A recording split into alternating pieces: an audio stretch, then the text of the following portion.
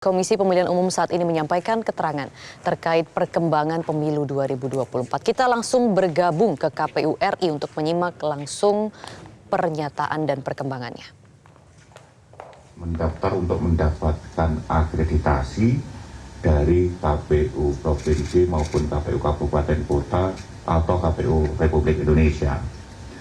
Jadi untuk akreditasi untuk pemantau untuk pemilihan gubernur dan wakil gubernur itu dari akreditasinya dari KPU Provinsi. Berikutnya untuk pemantauan pemilihan bupati, wakil bupati atau pemilihan wali kota, wakil wali kota, akreditasinya di KPU Kabupaten Kota. Pun berikutnya untuk pemantau pemilihan asing mendaftar pada KPU Republik Indonesia atas rekomendasi kementerian yang menyelenggarakan urusan pemerintahan di bidang luar negeri untuk mendapatkan akreditasi. Nah, itu tahapan untuk pilkadanya ya, Bapak Ibu semua, kawan-kawan semua. Berikutnya tahapan terdekat lagi adalah untuk persiapan pencalonan perseorangan.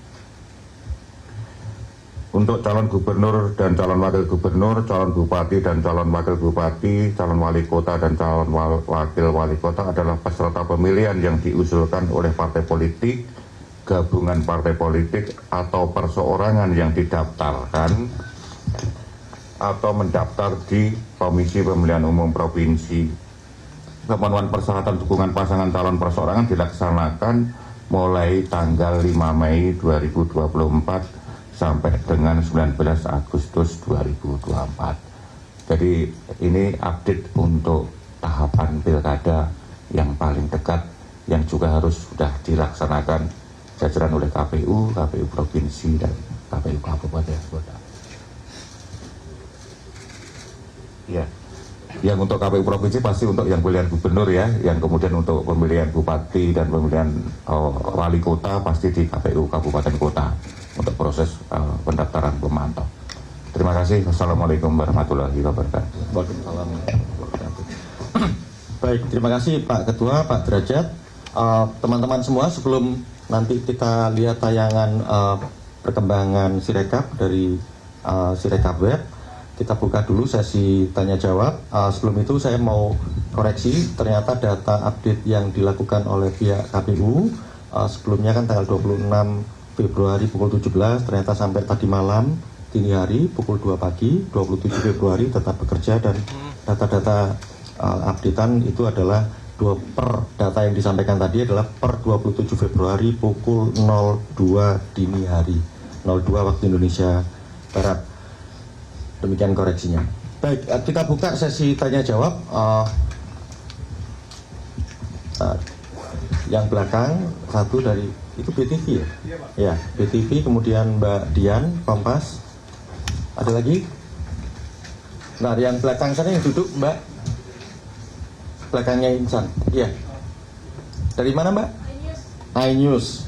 Bentar saya cek dulu ya. BTV, kemudian Kompas, iNews. Terus Masnya dari Republika. Banyak juga ya. Akah ya. Akah dari MI Media Indonesia. Atau ada? Masih? Oh ya. Dari Pikiran Rakyat.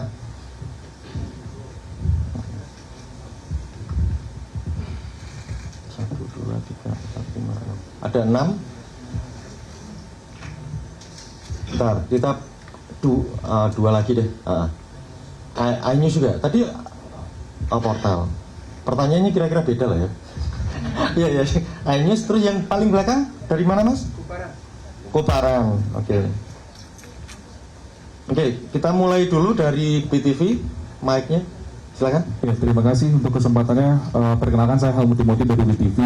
Mas, ini terkait dengan pemilihan ulang yang di Malaysia ya. Saya boleh disampaikan ini untuk waktu pastinya kapan, dan kemarin ini kan KPU menonaktifkan 7 anggota PPLN di Malaysia. Nah, ini sifatnya pemberhentian sementara, itu merupakan sanksi hukumkah atau apa dari pihak KPU sendiri juga menerapkan sanksi hukum yang lain. Mungkin kalau di dalam undang-undang pemilu itu kan ada tindak pidana pemilu ya. Apakah itu juga tergolong dalam penerapan di dalam penonaktifan 7 anggota PPLN yang di Malaysia? Kalau dari saya itu aja, terima kasih. Baik, terima kasih dari BTV terkait dengan pemilihan suara ulang di Kuala Lumpur ya. Yang kedua dari Mbak Dian.